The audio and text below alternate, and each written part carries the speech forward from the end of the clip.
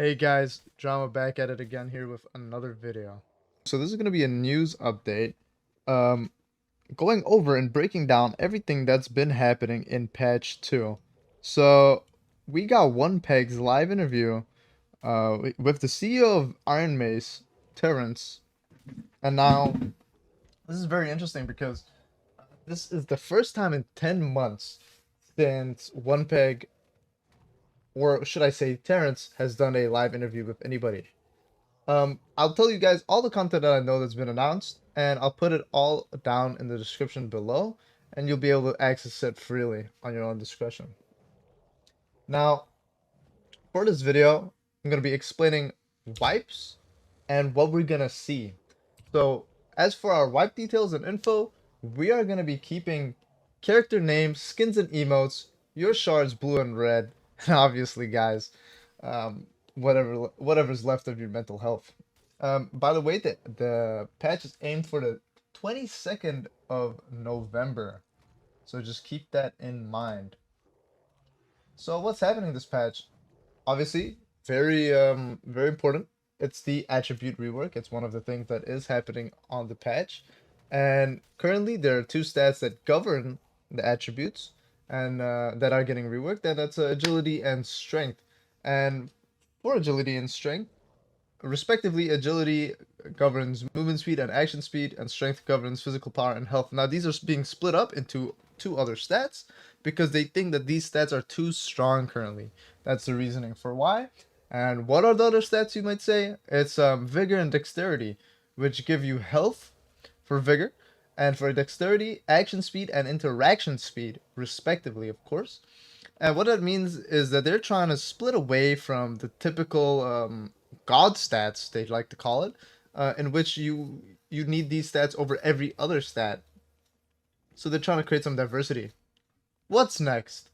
We got quest systems next. Now, guys, I'm honestly a very big fan of quest systems. Here on the screen, you can see on the left-hand corner the quests that are going to come. They said it's going to be 30 or so to test it out. And by completing these quests, it's not just a one-off thing and they're not there for any reason. There's actually favor from the merchants, in which or affinity, I could say. And when you build up this affinity, you unlock other things from the trader, much similar to Tarkov. And I don't think these quests are going to be very complex, guys. From what we can see, it looks like it's going to be a fetch, grab, or go somewhere type of quests. So it's going to be very simplistic in nature. Uh, Take that how you will. I think it's okay to start testing it out. It's up to you guys. We also have a quest reward to be decided, and that's going to be the golden chest for more storage space, because they said that not many players actually got it at all. So, but that's a maybe. It's not a confirmed.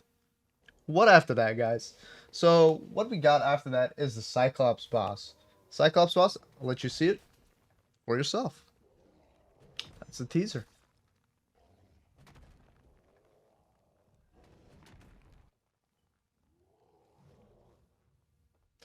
Here you guys go. What do you guys think?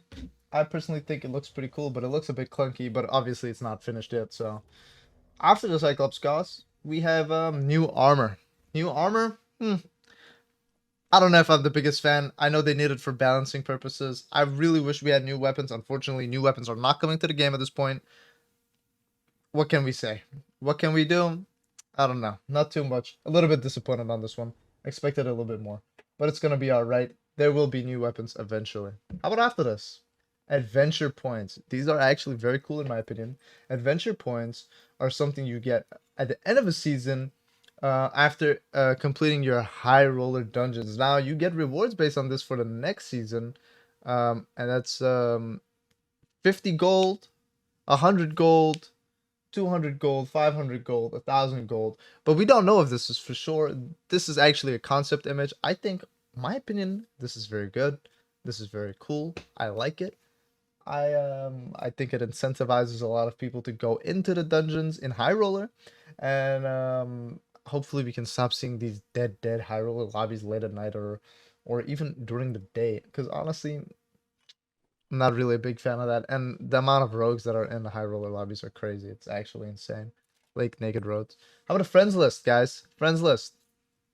Now, the friends list is something that wasn't originally planned because they were obviously going to release the game on Steam, but due to lawsuit this and lawsuit that, Steam release is not looking so hot as of right now, to my knowledge. So we will need a friends list. I think it's overdue. I think it's great that they're trying to implement it this fast. So guys, that's I think what's all for this patch number 2 that is.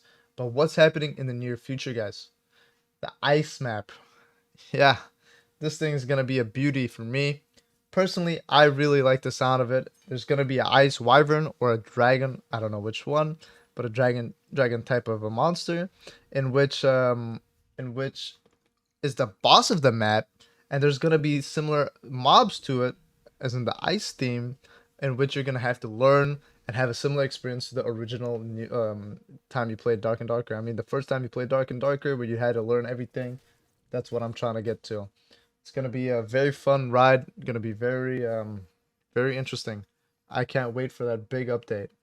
Can't wait for that big update. I think we're gonna have a lot of players come back for that ice map. What else is happening in the close future, guys? Druids. Druids are happening in the close future. They were set to release this patch. Unfortunately for us, they are not coming out. Why? Turn said something across the lines of the bear form being a struggle because there's no references like it. You know, who really has a game in which you play as a bear in first person? You know what? I kind of agree with him. I think it's gonna be a bit of a challenge to accomplish something without reference, but hey, let him cook. What else? The talent tree, guys. The talent tree should have been out, to be honest, already, in my opinion. Um, yeah, not much can be really said about this. A lot of people are waiting on it, seeing how it's going to change the meta, seeing how it's going to change the balance.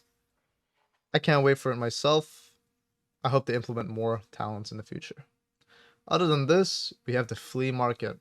The flea market is gonna it's gonna act different to how we know the auction house today. It's gonna be more like a Tarkov type of flea market in which you know you just get your item and you sell it for whatever price you want. If you want to put it for 99999, you can, but obviously nobody's gonna buy it, and it's just gonna remain there as a listing. I honestly like this. I like the Tarkov flea market before Found and Raid was introduced, and that's one of the main reasons I quit Tarkov along with the inertia update. But that's a story for a different time.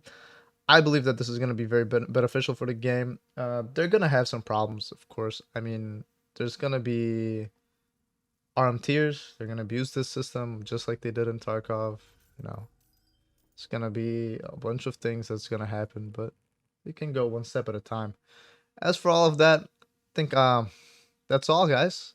If you want to see more content like this from me, please hit the subscribe button and let me know in the comment down below.